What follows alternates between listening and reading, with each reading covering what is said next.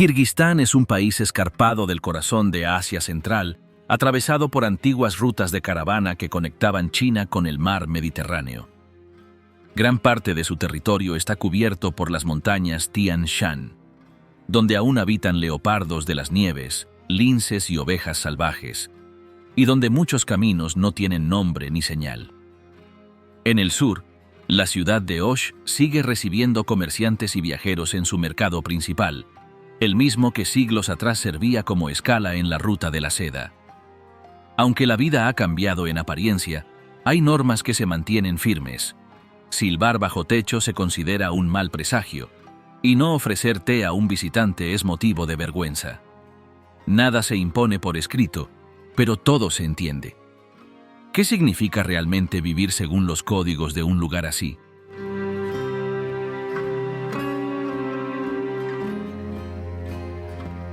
Aunque Kirguistán está lleno de montañas, lagos fríos y pueblos que parecen congelados en el tiempo, su esencia real está en la forma en que su gente ha vivido durante siglos, siempre en movimiento, siempre adaptándose al entorno. Las raíces nómadas de los kirguises no son solo parte de su pasado, sino algo que sigue marcando cada aspecto de la vida diaria, desde cómo se visten hasta cómo se relacionan entre ellos. Todo lo que hacen tiene algún vínculo con la tierra, el clima, los animales o los trayectos de sus antepasados. Y aunque el país ha cambiado con los años, muchos elementos tradicionales siguen estando ahí, visibles en cada rincón, como si el tiempo no hubiera pasado tan rápido. El modo en que construyen sus casas, por ejemplo, no nació por capricho, sino por pura necesidad. Las yurtas, esas estructuras redondas de tela y madera, fueron pensadas para desmontarse rápido, cargarse sobre un caballo y armarse en otro lugar antes de que anochezca. Se pueden abrir para que circule el aire en verano o cerrarse bien cuando llegan las nevadas. Por dentro, todo está cubierto con alfombras gruesas de lana que no solo sirven para abrigar, sino que cuentan historias en sus dibujos. Los diseños no son decorativos sin más, cada forma representa algo: montañas, ríos, árboles, animales o incluso momentos importantes de la vida de una familia.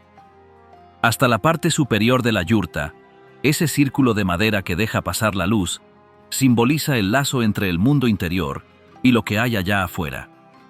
En esas alfombras se pueden ver patrones que se repiten en otros objetos, como en las ropas, las mantas o los colgantes bordados que decoran las paredes. Las manos que los fabrican lo hacen con práctica heredada, usando materiales sacados directamente del paisaje.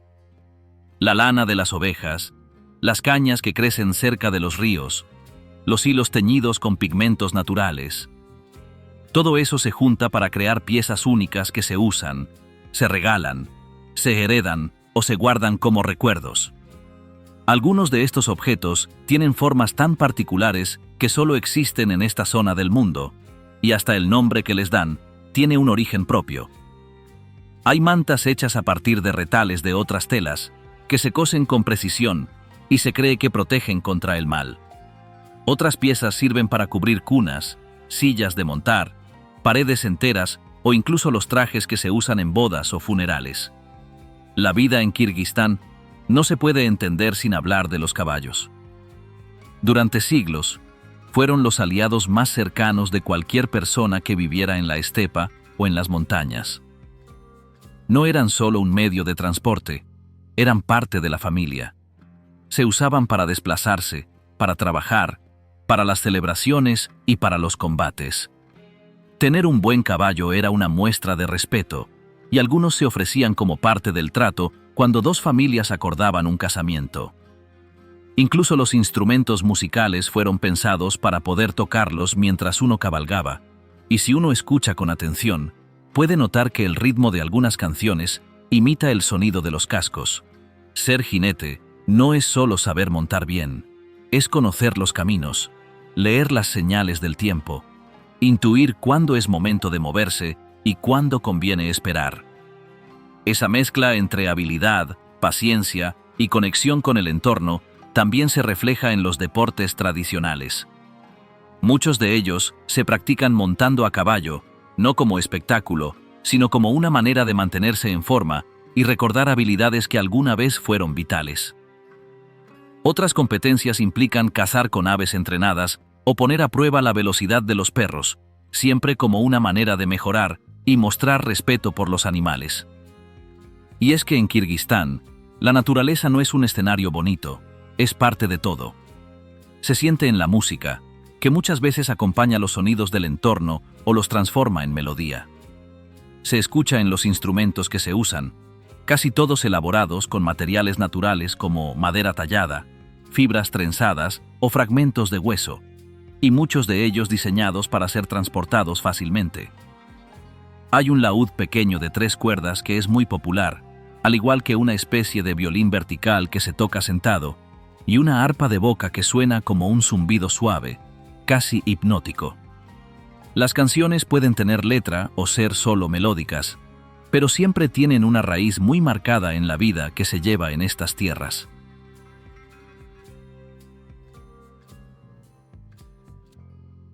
A medida que uno recorre los pueblos más pequeños y las ciudades más grandes de Kirguistán, van apareciendo símbolos que mezclan el pasado soviético con las nuevas formas de contar su historia. No es raro encontrar una estatua de algún personaje reconocido junto a un edificio moderno o una torre antigua al lado de un centro cultural lleno de jóvenes. Entre estos espacios, los museos juegan un papel clave, no como atracciones para turistas, sino como lugares donde se guarda parte de la memoria colectiva.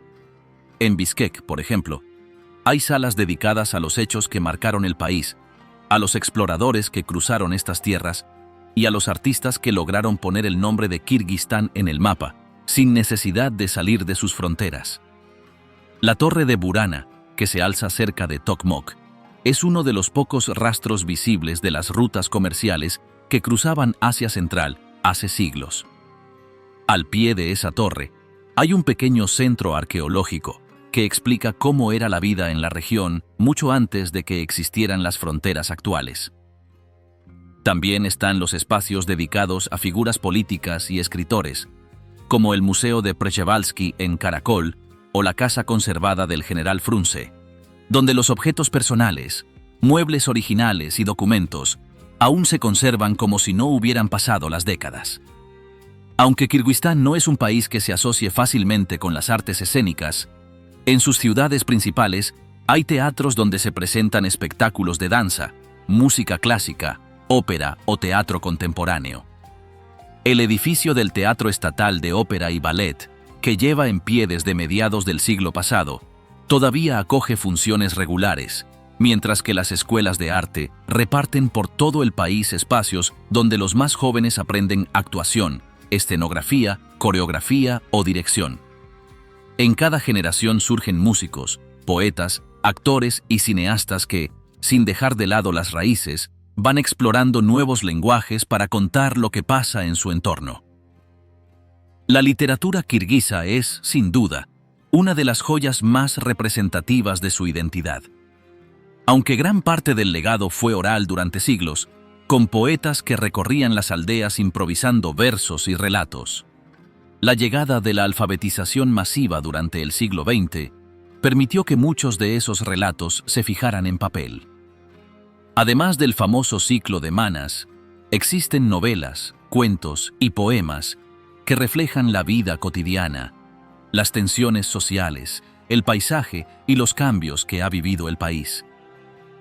Escritores como Chingiz Aitmatov lograron trascender las fronteras, llevando la voz de Kirguistán a lectores de todo el mundo sin abandonar nunca la mirada local. En medio de esa mezcla de influencias, modernización y tradición, también está la dimensión religiosa, que forma parte del día a día para muchas personas. Aunque durante la época soviética las prácticas religiosas estuvieron muy limitadas, con templos cerrados o reutilizados como almacenes, cines o museos, desde la independencia ha habido un regreso notable al interés por la fe. Hoy en día, la mayoría de la población sigue el Islam suní, aunque también hay comunidades cristianas, tanto ortodoxas como luteranas y católicas, así como grupos más pequeños que practican otras religiones. En las zonas urbanas, las mezquitas conviven con iglesias y edificios administrativos sin conflicto, Y en los pueblos es habitual que las personas participen en celebraciones religiosas, sin importar si son propias o ajenas. Esa convivencia tranquila viene de generaciones donde lo importante no era tanto qué creía el otro, sino cómo vivía, cómo trataba a los demás y qué aportaba a la comunidad. En muchas escuelas se enseñan las bases culturales de las religiones presentes en el país, sin imponer una sobre otra. Y aunque la Constitución establece que Kirguistán es un estado laico, se reconoce el derecho de cada quien a practicar, o no practicar, una religión. Con el paso del tiempo, también ha crecido el número de espacios dedicados al aprendizaje espiritual. Hoy existen institutos y centros educativos donde se enseña teología islámica o cristiana, siempre bajo la supervisión de entidades civiles que garantizan que la enseñanza se mantenga dentro de ciertos márgenes. Algunas leyes, como la que regula el registro de organizaciones religiosas, exigen que haya un número mínimo de miembros para operar de forma legal. Pero fuera de eso, cada grupo tiene bastante autonomía. Esto ha permitido que muchas comunidades mantengan vivas sus prácticas sin necesidad de ocultarse.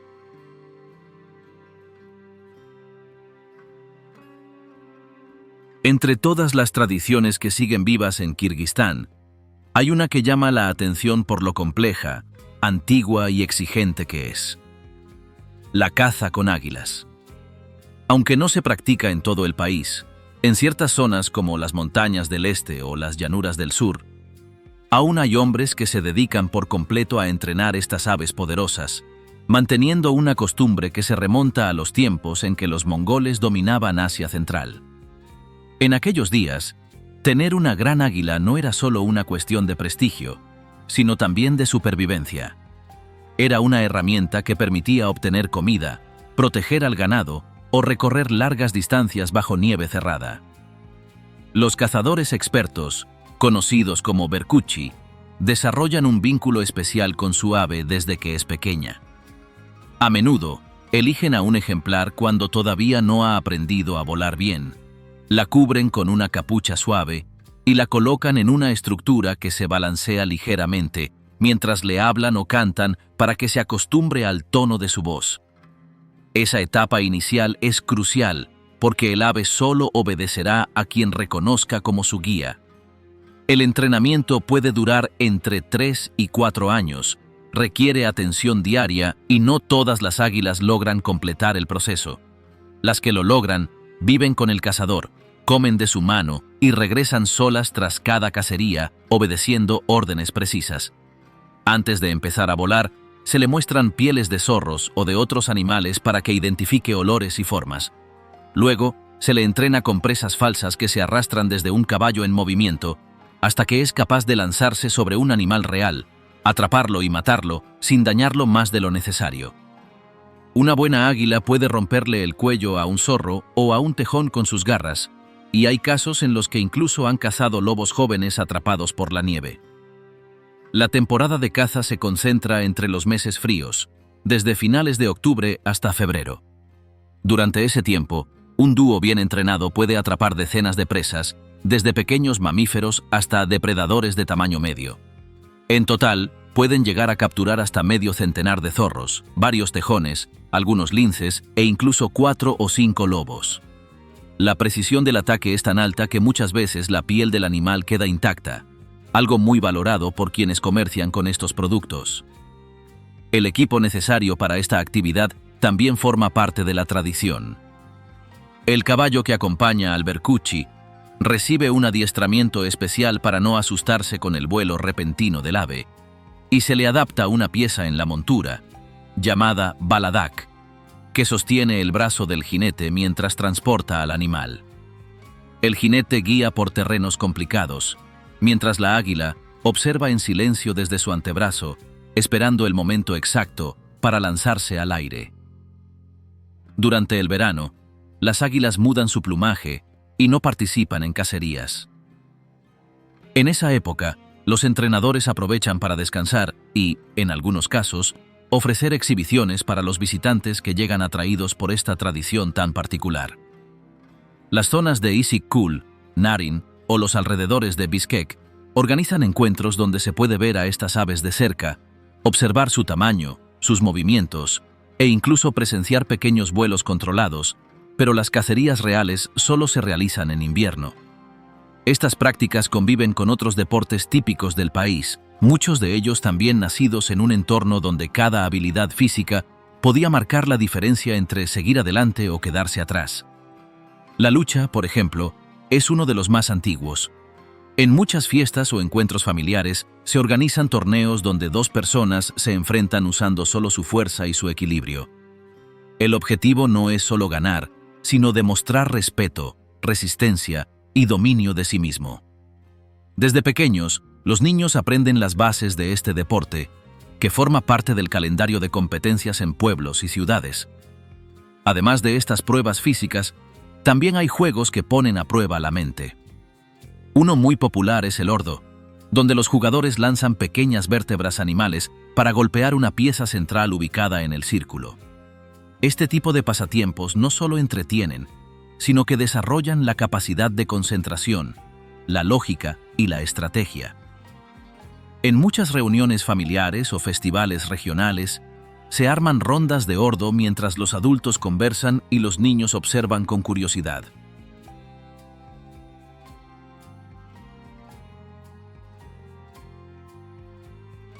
La vida cotidiana en Kirguistán no se entiende sin su cocina. Aunque muchos viajeros asocian el país con paisajes remotos y pastores nómadas, la realidad es que la comida sigue marcando el ritmo de cada jornada. Desde las primeras horas del día, el té caliente, el pan recién hecho y los dulces caseros ya ocupan la mesa, incluso en zonas rurales, donde el acceso a productos frescos es limitado, y aunque el clima puede ser severo, eso no impide que la tradición se mantenga. Las familias preparan desayunos con huevos, gachas, mermeladas, bollos fritos y queso duro, mientras los más mayores se encargan de hervir leche y repartir rebanadas gruesas de pan cocido en tandir. Aquí, el pan se respeta incluso cuando está seco, y es habitual mojarlo en leche o usarlo en sopas. Durante el almuerzo, tanto en casas como en campamentos de altura o yurts turísticas, es habitual servir sopas como shorpo o caldos más ligeros con arroz y verduras. Los guisos de carne abundan, y no es raro que en pleno campo se ofrezca arroz pilaf con zanahoria y trozos de cordero o ternera, a veces mezclado con pasas o frutos secos. En zonas como Osh, la influencia uzbeca se nota en el sabor del paloo, que mezcla especias y jugos que tiñen el arroz de tonos oscuros, siempre acompañado de ensaladas de repollo al estilo coreano o mezclas de coliflor, pepino y eneldo. Para los vegetarianos, aunque la región tiene fama de carnívora, sí existen alternativas viables. Los mercados ofrecen frutas de temporada, rábanos crujientes, tomates maduros, lechugas de hoja firme y queso de leche de vaca o cabra, todos presentes en platos fríos como la ensalada rusa o la llamada ensalada italiana, que en realidad es una adaptación local sin pasta ni albahaca.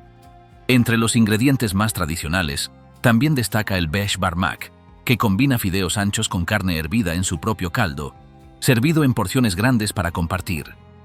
En ocasiones especiales puede acompañarse con cebollas cocidas y hierbas, y se come con las manos como dicta la costumbre.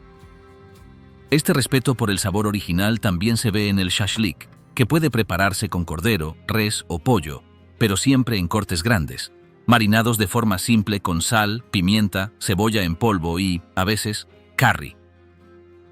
Es común ver estos pinchos chisporroteando sobre brasas, no solo en restaurantes, sino también en casas particulares, donde las barbacoas improvisadas marcan celebraciones y reuniones. Al caminar por bazares como el de Osh o el de Bishkek, los olores cambian cada pocos metros. En un puesto venden samsas calientes con relleno de carne, cebolla o papa. Más adelante, alguien ofrece ashlan fu, un plato frío de fideos con vinagre, chile y huevo, servido en tazones de plástico con cucharas descartables.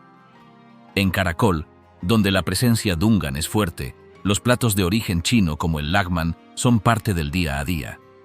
Estos fideos gruesos, estirados a mano y servidos con verduras salteadas, carne y especias, se comen tanto en restaurantes como en casas particulares, y hay versiones fritas llamadas boso lagman o presentadas con caldo más ligero. Para quien busca sabores intensos, el achú, Una pasta local de chile rojo picante se sirve aparte para añadir al gusto. En los mercados también se consigue chechil, un queso trenzado y seco que suele acompañar la cerveza. Tiene un sabor ahumado parecido a la scamorza italiana y se desmenuza en tiras como si fuera carne seca, siendo popular entre adultos durante reuniones sociales o caminatas largas. La bebida más característica de este entorno es el kumis. Se elabora fermentando leche de yegua, batiéndola durante horas hasta obtener una mezcla ácida, chispeante y con un bajo grado de alcohol. El primer sorbo suele ser desconcertante por su sabor agrio y textura ligera, pero quienes insisten terminan apreciándolo. Es habitual que los anfitriones lo ofrezcan en bodas, reuniones comunitarias o incluso a visitantes que llegan de paso. Aunque no es obligatorio beberlo, se considera una muestra de respeto al menos intentarlo. Algunos lo toman por sus supuestas propiedades digestivas, pero también se advierte que consumirlo en exceso puede provocar malestar intestinal, algo que los lugareños mencionan con humor, pero con seriedad.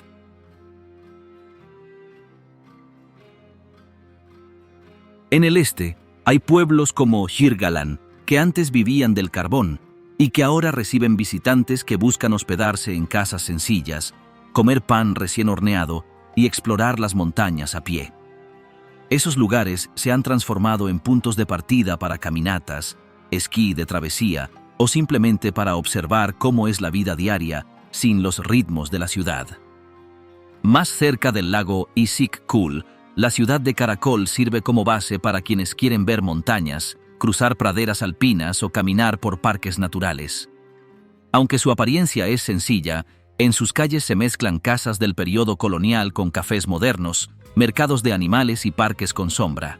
Y al sur, ya en la provincia de Narín y cerca de la frontera con China, el lago Kol Su se esconde entre paredes rocosas que hacen que todo parezca más grande de lo que es. Con más de 10 kilómetros de extensión, este lago no se ve completo desde la orilla. Solo al avanzar en bote se entiende su forma. Y aunque llegar hasta allí no es fácil, quienes lo hacen dicen que vale la pena solo por ver el color del agua y el silencio que lo rodea. Mientras en los valles se mantiene la vida sencilla, en las ciudades como Bishkek, los cambios son más visibles.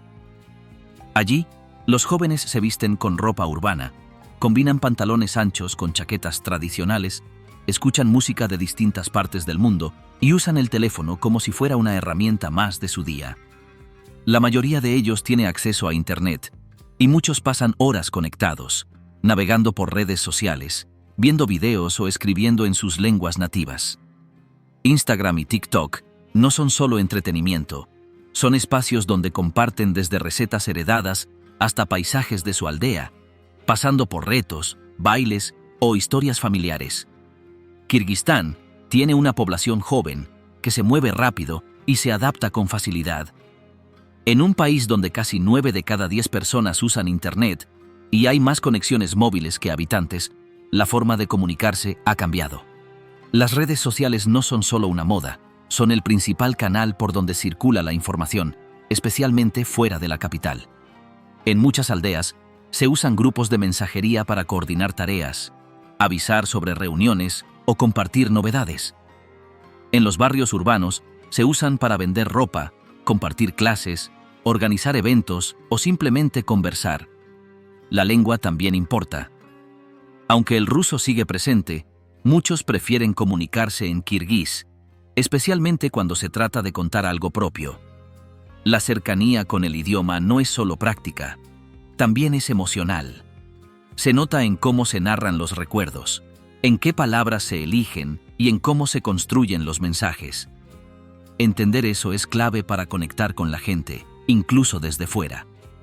No se trata solo de subir contenido.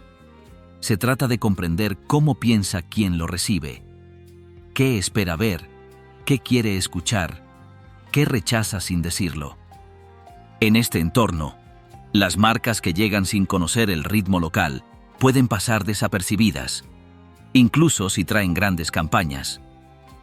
Lo que funciona es lo que se adapta, lo que entiende, lo que se expresa en el mismo nivel que quienes lo leen.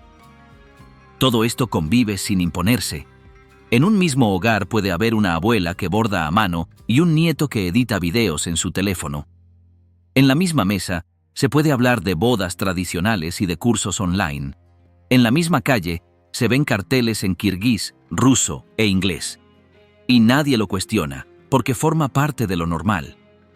Así se vive hoy en Kirguistán. Entre montañas y mercados, entre tradiciones y pantallas, entre canciones que suenan en parlantes antiguos y bailes que se graban con filtros de colores. Entre lo que fue y lo que está por venir, pero sin apuro por elegir. Aquí, lo moderno y lo ancestral no se chocan, se cruzan. Y mientras el viento sigue soplando por las laderas, la vida continúa, como siempre, mezclando lo que hay con lo que llega.